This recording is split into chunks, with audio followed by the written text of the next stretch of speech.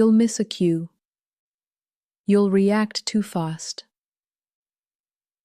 That doesn't make you a bad communicator. It makes you human. What matters most is not flawless execution, but your willingness to repair. I realize that may have come off wrong. I want to try again, more clearly. I care about this conversation. Can we reset? These words, they disarm defenses. They reopen doors. They rebuild trust. People don't need your perfection. They need your presence, your responsibility, your care. Don't avoid hard moments.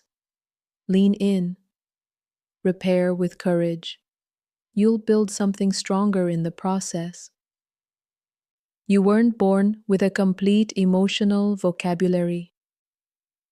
Most of us weren't taught how to say, I feel abandoned. I feel dismissed. I feel proud. I feel enough.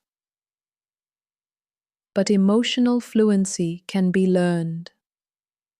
It's a muscle you build through reflection, through modeling, through gentle repetition. You don't have to get it perfect. You just have to stay curious. Today, notice your emotions. Label them kindly. Don't judge them, just name them. Say it aloud. I feel overwhelmed. I feel excited. I feel anxious and hopeful at the same time. Language creates room. It helps your body breathe. It helps others understand you. So let this be your lifelong practice, not for eloquence, but for connection. And when the moment comes when your words won't stretch far enough, know that Devon Lee will meet you in the next hour with even more language for love, for courage, and for the chaos of being human. There's power in the first word, in breaking the silence, in daring to speak your truth, especially when your truth has been shamed, ignored, or erased. Too many of us were taught that keeping peace meant staying quiet, that expressing ourselves was too much, that asking questions was disrespect. But today, we disrupt that narrative. You have the right to use your voice, not just to defend, but to define. Your voice isn't just for emergencies. It's a tool of creation, a medium of clarity, a carrier of connection. When you speak with intention, you realign your nervous system. You reclaim your boundaries. You bridge the gap between isolation and belonging. Today, begin by naming how you feel. No justification, no apology, just naming. I feel overwhelmed. I feel hopeful. I feel unseen. That's the doorway. That's where communication begins. And once that door is open, everything else becomes possible. Boundaries are not walls. They are doorways with conditions. They tell others, yes, I want connection, but not at the expense of my peace. Yes, I care about you, but not more than I care about myself. Healthy communication includes expressing what is okay and what is not, without drama, without blame, without collapse. Today, you might practice this with one small phrase: I'm not available for that. Or, that doesn't work for me right now. It may feel clumsy at first, but clarity is a muscle, and every time you use it, it strengthens. Boundaries are not rejection. They are precision. They are the grammar of self-respect, and you are allowed to speak them fluently. Let's talk about presence, not the loud kind, but the grounded kind. There's a way of showing up in conversation that doesn't require volume or apology. You've been conditioned, perhaps, to soften your tone, minimize your truth, edit your needs just to stay liked, just to be accepted. But communication is not performance. It's not about being palatable. It's about being honest. And honesty isn't cruelty, it's clarity. So today, we practice holding our ground without raising our voice, saying what we mean, without sharpness or self-erasure. You are allowed to take up conversational space with calm, unapologetic selfhood. Not to dominate, but to be whole. Not to win, but to connect. That's not arrogance. It's alignment. Communication is not only expression, it's reception. There is profound healing in being truly heard. So today, make space. When someone speaks, don't rush to fix. Don't fill the silence. Don't prepare your reply while they speak. Just listen. Let them feel your presence in your stillness. Let your eyes tell them, I hear you, I'm here. And when it's your turn to speak, respond, not just react. Reflect their emotion. Validate their experience. You are not just a communicator. You are a mirror. And your capacity to listen well determines the depth of your relationships. Start there. Start with presence. The rest follows. Not every conversation is easy. Some require courage. Some require repair. But healing often begins with language. A sincere, I was wrong. A humble, can we talk? A vulnerable, that hurt me. You don't need perfect words. You need real ones.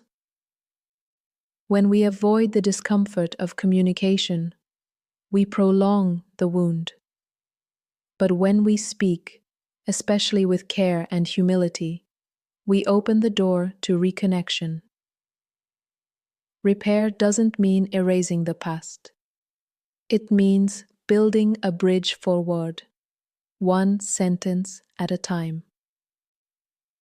So ask yourself, who needs to hear your truth today? Who needs your willingness to listen?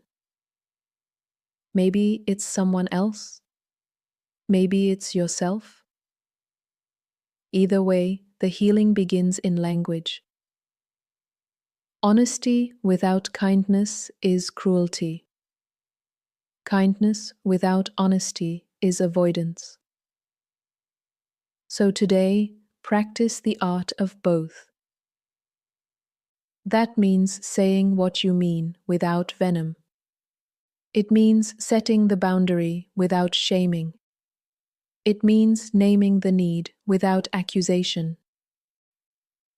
It's possible to be clear and compassionate at the same time.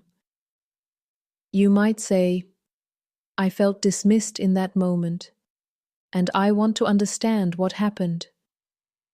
Or, I care about you, which is why I need to be honest about what's been difficult for me. These are not confrontations. They are invitations to understanding, to growth, to real intimacy. And you are allowed to offer them. You are allowed to be both firm and kind. Your thoughts have weight. Your feelings have form. Your voice deserves the room. So often we shrink, not because we lack clarity, but because we doubt our right to share it. But clarity isn't entitlement. It's alignment. You are allowed to speak clearly, to say, "This is what I value," to say, "This is what I need," to say, "This is what I will not accept." You don't need to justify your boundaries. You don't need to water down your message. You don't need to apologize for existing out loud. This is not permission to be harsh. It's permission to be whole. So today, let your voice be a reflection of your self-knowledge, of your respect for others, and of your belief that connection begins with truth. Here's a truth many of us never learned. People are not mind readers. Your needs are not obvious, even when they feel urgent. That's why naming them matters. I need more time. I need quiet space. I need encouragement, not advice. These are not burdens. They are blueprints for healthier connection. Needs aren't weakness. They are signposts pointing to how we can love and be loved better. When you name a need, you offer others a chance to show up. You create conditions for consent, co-creation, and clarity. And if they cannot honor your need, you learn something valuable. Not everyone will meet you where you are, but you are still allowed to speak your location. And that alone is a radical act of self-relationship. Let's start with a sentence that can change your life. No, thank you. It's simple, but for many it feels impossible. Why? Because saying no can trigger fear of rejection, of conflict, of disappointing others. But every no is also a yes to your capacity, your limits, your values. Saying no doesn't make you rude. It makes you responsible for your energy, your schedule, your peace. So today, give yourself permission to choose discomfort over resentment. You can decline the request. You can say, "I'm not available for that," or "That doesn't align with what I need right now." The more you practice, the less it feels like betrayal, and the more it feels like self-respect. No is a sentence, and you are allowed to use it without guilt. How often do you catch yourself adding 3 paragraphs of context just to justify a boundary? I can't make it because I have to do this and that, and I'm really sorry and I feel bad. Let's pause that. You don't owe everyone your biography. You don't need to justify your no with a dissertation. You can simply say, "I can't. I'm not available. I won't be attending." Your decisions are valid even if someone else doesn't understand them. The urge to over-explain comes from fear of judgment, of disapproval. But maturity in communication means trusting that your truth stands on its own. Let your words be clean. Let your decisions be clear. Let your boundaries be boundaries, not negotiation invitations. You might think boundaries push people away, but the truth is, healthy boundaries build deeper connections. Why? Because they create safety. They clarify expectations. They eliminate guesswork. When someone knows where your lines are, they don't have to tiptoe around your silence. They can show up fully because they know the shape of your yes and the edges of your no. Boundaries are not walls. They are bridges to more honest, more respectful, more sustainable relationships. So don't wait for resentment to become your communication style. Name your boundary early, kindly, clearly, calmly. You're not being difficult. You're being direct. And in the right spaces, that's not only welcome, it's respected. Sometimes you'll do all the right things and still be misunderstood. You'll communicate with care. You'll use kind language. You'll offer your truth with calm. And someone will still hear what they want to hear. That's not a failure. That's reality. You are not responsible for someone else's willingness to listen.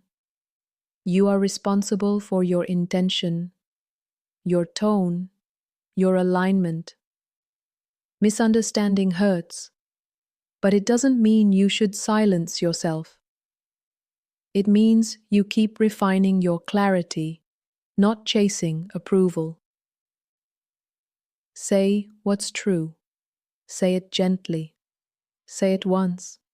And if it's not received, release the need to control the outcome. Your peace is more valuable than perpetual explanation.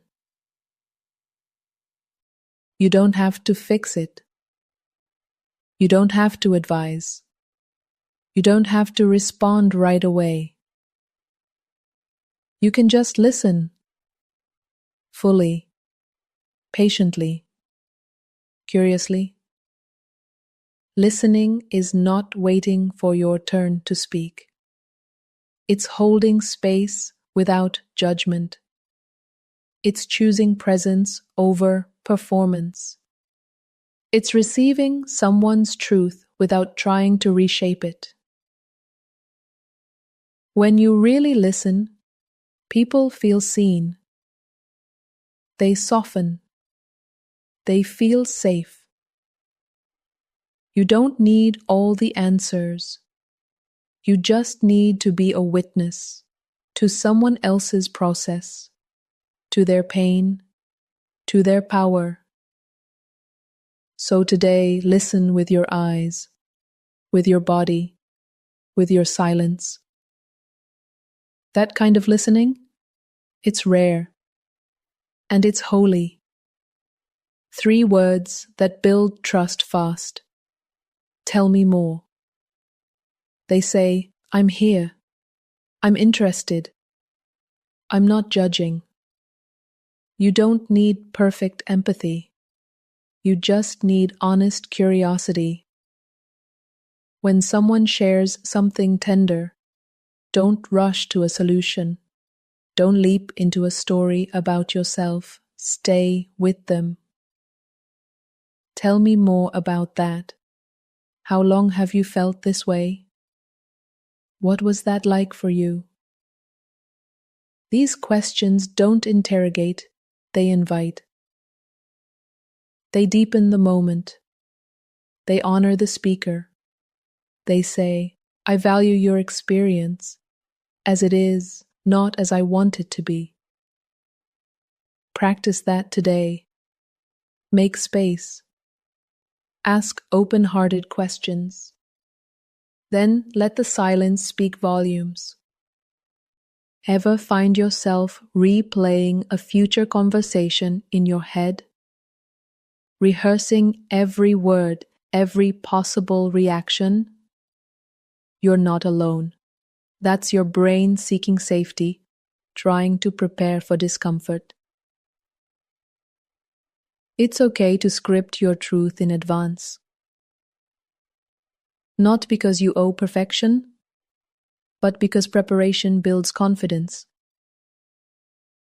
You can write it down. You can practice in the mirror. You can breathe through it.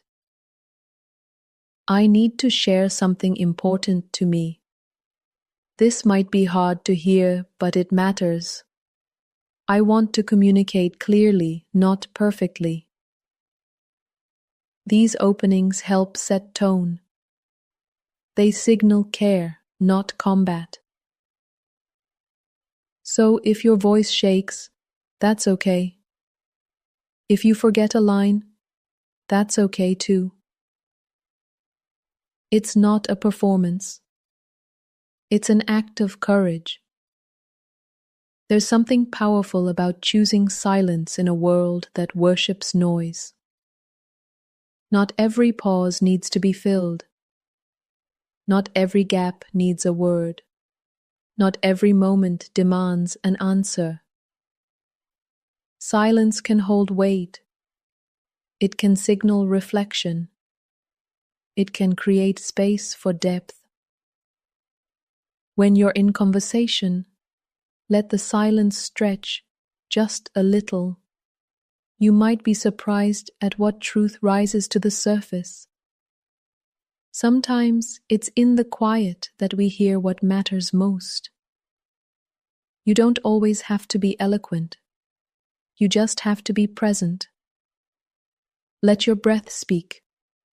Let your eyes soften. Let your calmness create room for the other person to meet you in the middle. In that silence, connection unfolds.